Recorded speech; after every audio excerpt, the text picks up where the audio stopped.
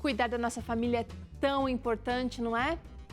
Pois é, olha, a alimentação apropriada para os primeiros 1000 dias, segundo a OMS, inclui uma dieta equilibrada da mãe, já na gravidez, e o aleitamento materno exclusivo nos 6 primeiros meses de vida do bebê. E ó, a partir daí, a introdução dos alimentos mais sólidos, só então a partir do 6º mês.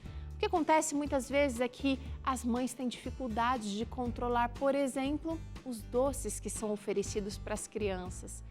Você tem dificuldade aí? Você sabe quais são os riscos de se introduzir o açúcar nesse período aí importante da introdução alimentar?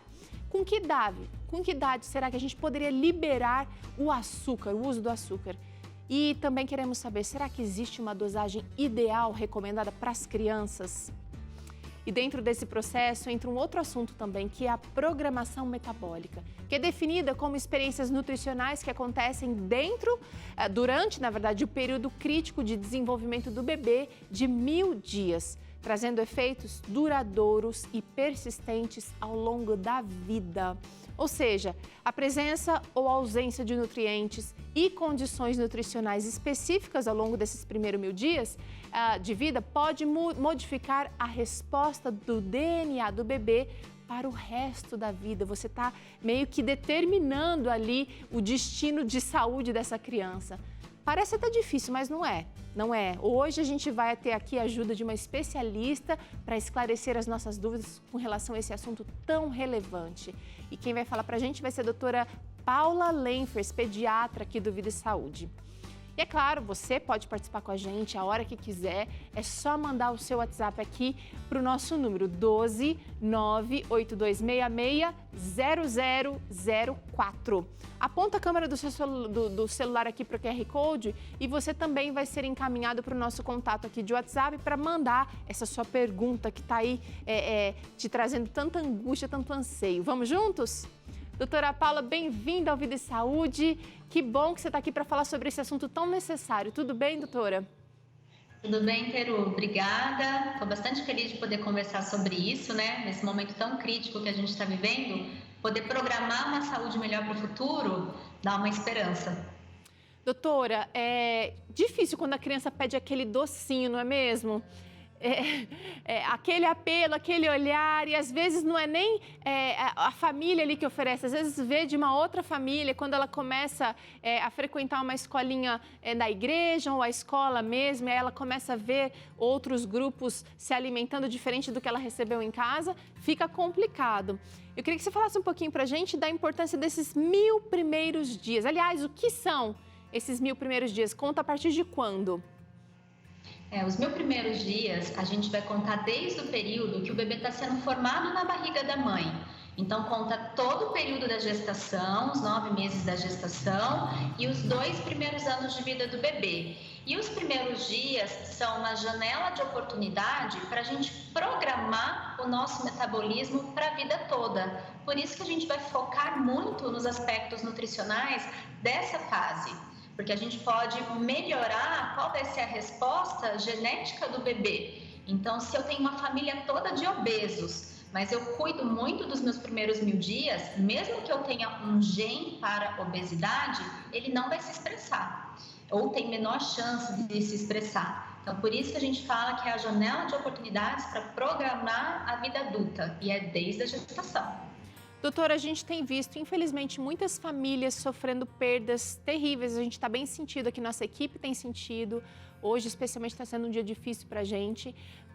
Mas, de certa maneira, essa história de primeiro 1000 dias e como a gente pode mudar, de repente, algo que vem acontecendo em gerações da nossa família, nas nossas famílias, que o Brasil saiu de um esquema de desnutrição e se tornou um país de obesos. Queria que você falasse um pouquinho da programação metabólica. O que os pais podem fazer de decisões, de decisivo, né? Para mudar essa história familiar de repente, você acabou de falar, né? Talvez uma família obesa, mas agora eu não quero isso para o meu filho. Sim. Se a mãe puder já se planejar antes de engravidar, ótimo. Se a mãe engravidou e não tinha pensado nisso, comece desde o dia que pegou o teste positivo a olhar para a sua alimentação com muito carinho. Então, evitando excesso de carboidrato, farinha branca e açúcar, porque daí a gente já vai modulando o gosto, inclusive, do líquido amniótico do bebê. E nessa mãe, né, se ela puder fazer o aleitamento materno exclusivo por 6 meses e depois não oferecer açúcar para o seu bebê nos seus 2 primeiros anos de vida, a gente consegue silenciar esses genes da obesidade. E se a criança não for exposta e se ela não conhecer aquilo, ela também não vai ter sofrimento porque ela não vai comer um docinho depois do almoço. É hábito. Então, é a mudança dentro de casa, mudança do hábito, que vai fazer com que essa criança tenha uma chance bem menor no futuro de também desenvolver aquela obesidade que já vem por gerações cometendo aquela família.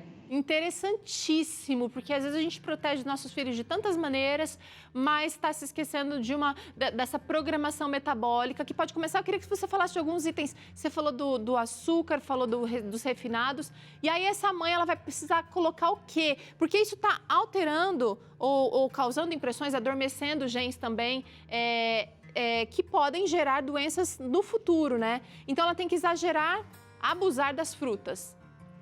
Isso.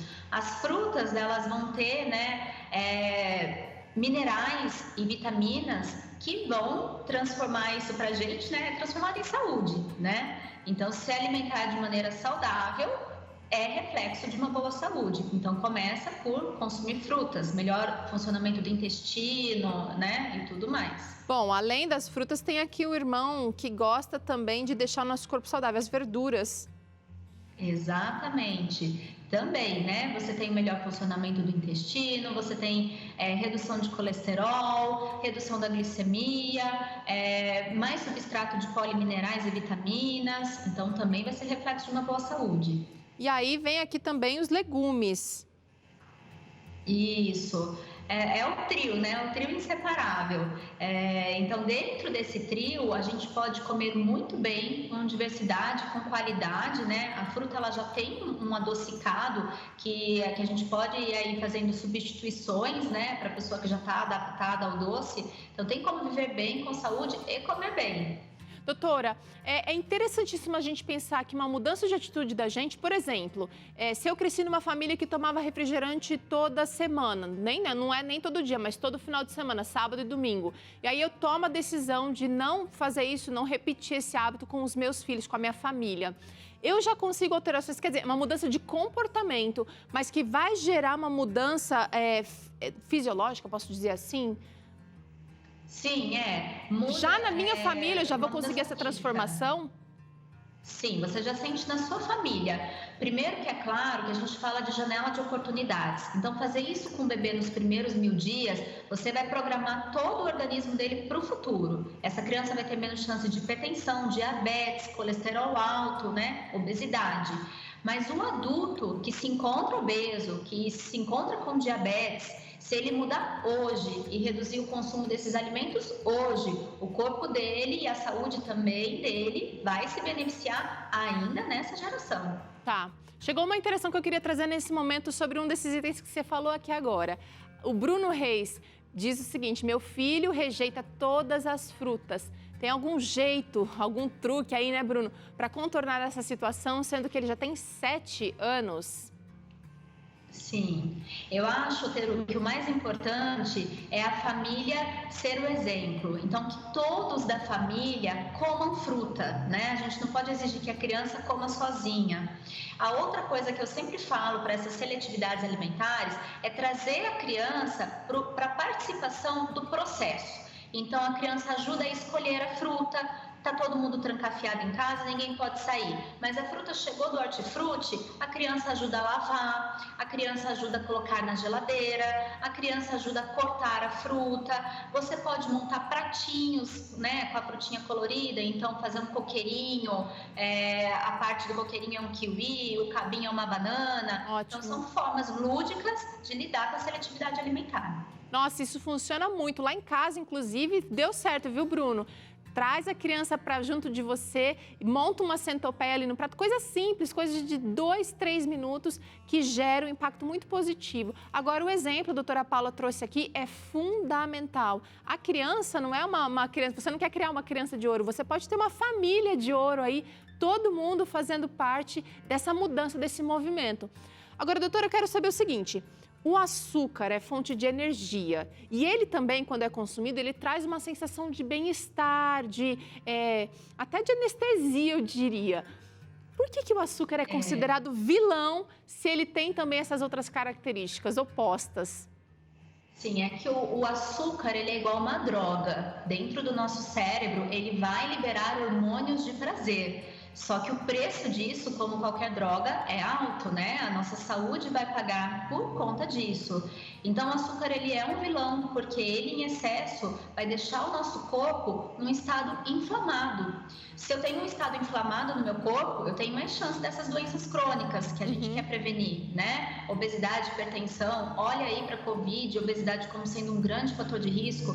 Então, tirar o açúcar, quando a gente tira o açúcar, a gente pode fazer substituições por carboidratos mais saudáveis, não quer dizer ficar totalmente sem. A gente pode substituir por doces também, adoçados de outra forma. A gente tem a uva passa, a gente tem a tâmara, que nós podemos usar também em docinhos mais saudáveis para a nossa saúde, que não vão causar tanto mal e que também depois o seu corpo se adapta, né? Depois que ele faz uma detoxificação, você sente bem essa sensação de bem-estar por estar comendo melhor. É verdade. Eu também já fiz esse teste e funciona mesmo. Olha aqui, se você se determinar, já entendeu o que faz mal para todo mundo, não é só para o seu filho, não. Faça o teste, comece, se esforce para se alimentar com uva passa, com tâmara, com frutas, mais frutas da estação, e você também vai sentir aquela felicidade, aquele barato, diria, do açúcar, aquela sensação boa de aconchego com esses alimentos mais saudáveis também.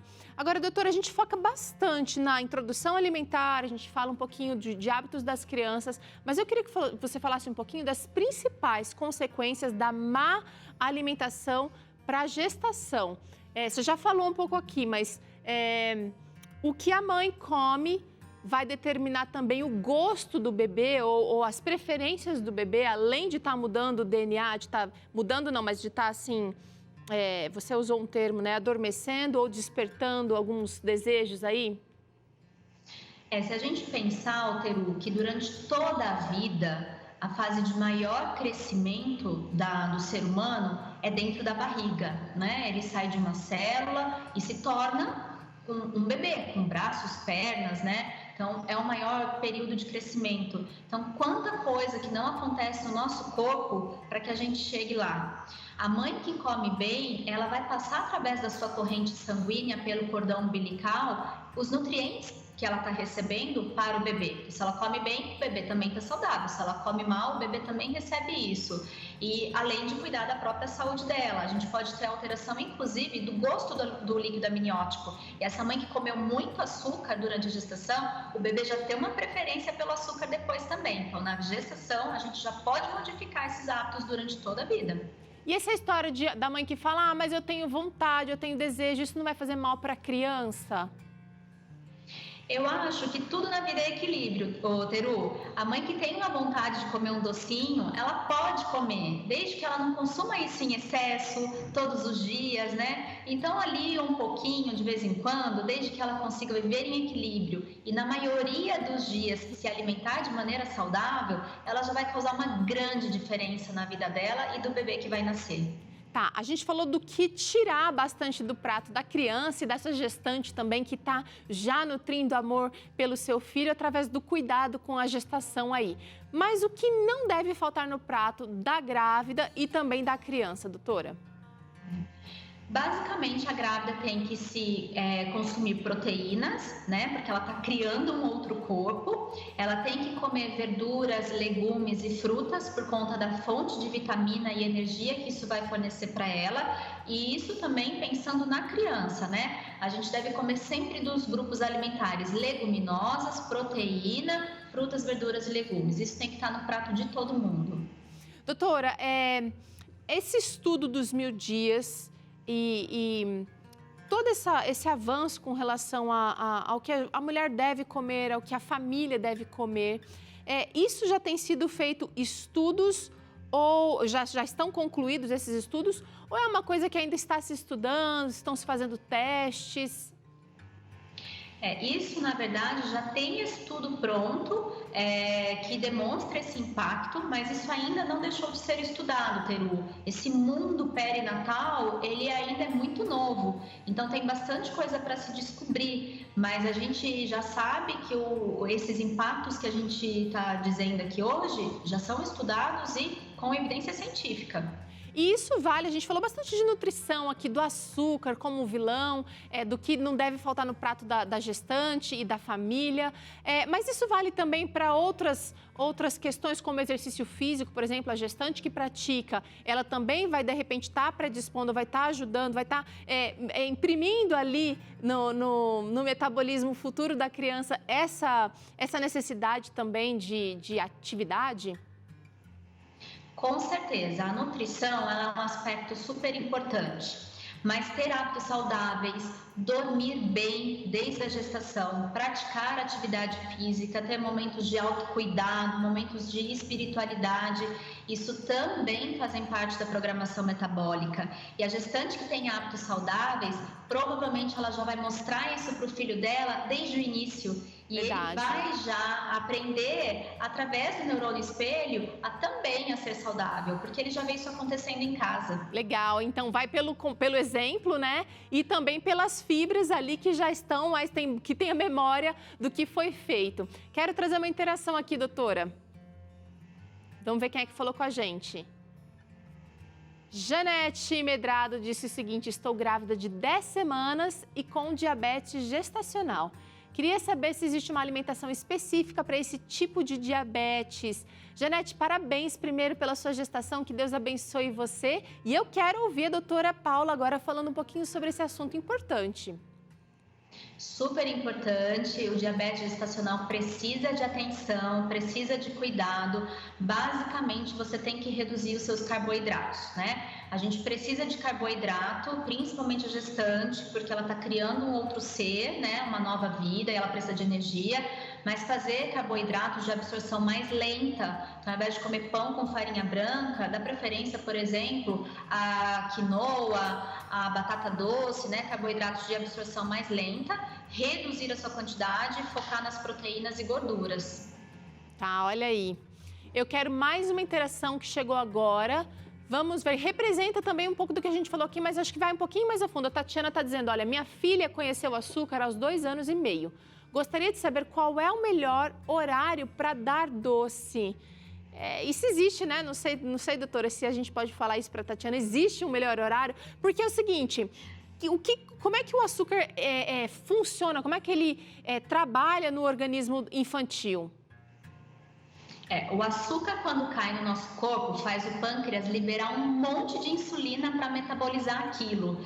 Então, o melhor horário, né, se a gente pode dizer assim, para a gente consumir esse açúcar ou um carboidrato, é antes de uma atividade física. Então, dá antes da criança sair para o parque para brincar, por exemplo, e de preferência nunca depois das 5 horas da tarde. Olha aí, porque senão vai ficar agitado para dormir, talvez. Fica. Bom, olha, ótimas dicas que a gente recebeu aqui da doutora Paula Lenfers. Doutora, muito obrigada pela participação mais uma vez. Se cuida aí, espero te encontrar aqui em breve, viu? Se Deus quiser, Teru, obrigada. Eu que agradeço pela oportunidade e a gente vai se encontrando. Tá bom. Olha só, a gente faz um rápido intervalo. Agora, na volta tem Claramente e eu quero saber qual é o tipo de pensamento que você tem cultivado aí. Será que são pensamentos de esperança, pensamentos positivos ou negativos? E olha, você vai entender como é que esse cultivo de pensamentos pode influenciar na nossa vida, nas nossas atitudes. Interessante, né? E além disso, ainda tem aqui receita de arroz e feijão de forno com carne vegetal super bom, que é a nossa receita do programa de hoje. Então não sai daí não, porque tem muita coisa legal para acontecer ainda.